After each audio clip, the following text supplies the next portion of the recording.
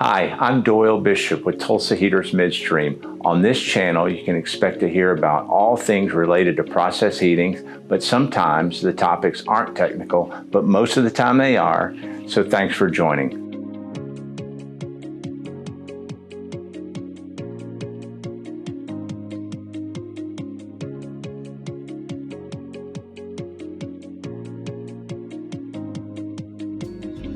Hi, most of the time I'm talking to you about something technical, but today I want to talk to you something that is very personal to me.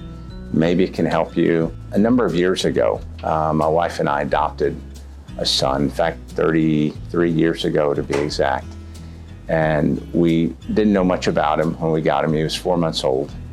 And we, of course, were just immediately in love with him. We had a biological child before that. So one of the things you were wondering is, hey, are my feelings going to be the same with this adopted child as they are with my biological? Well, that was answered the day we got him. But anyway, so he was premature, born premature. That's the only thing that we knew. And as he began to develop, we started getting some signs that, hey, maybe things weren't going as we thought. As time went on, he wasn't meeting those hurdles, like, hey, he should be sitting up by this date, crawling by this date. And of course, at that point, we were really seeking some medical help, advice. And so the doctors were, hey, we think this. And eventually he was diagnosed with cerebral palsy. At that moment, it was like just getting hit over the head with a hammer for us. I mean, it was just tough. And so as a dad, you have all these dreams, these thoughts of, hey, I'm going to play baseball with my son. I'm going to fish with him. I'm going to see him go through college. I'm going to, be at his wedding. And so you have all these hopes and dreams that now you're suddenly like, okay, are we going to realize or experience any of those?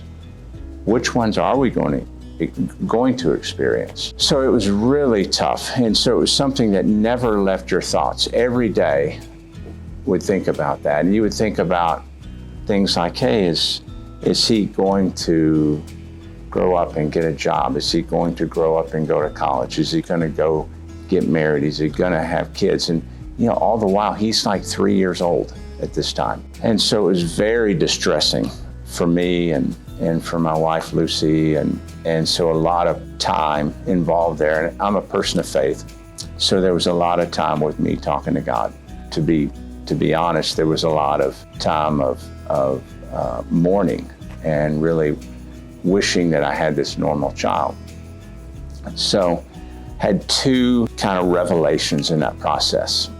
The first revelation was, Doyle, who are you feeling sorry for? That was the first revelation. Are you feeling sorry for yourself?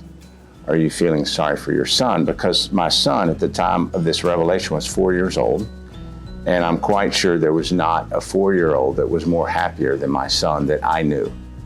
And even to this day, at 33, he's the same guy. His happiness is not really a result of his physical being. It's a result of who he is in his here and here.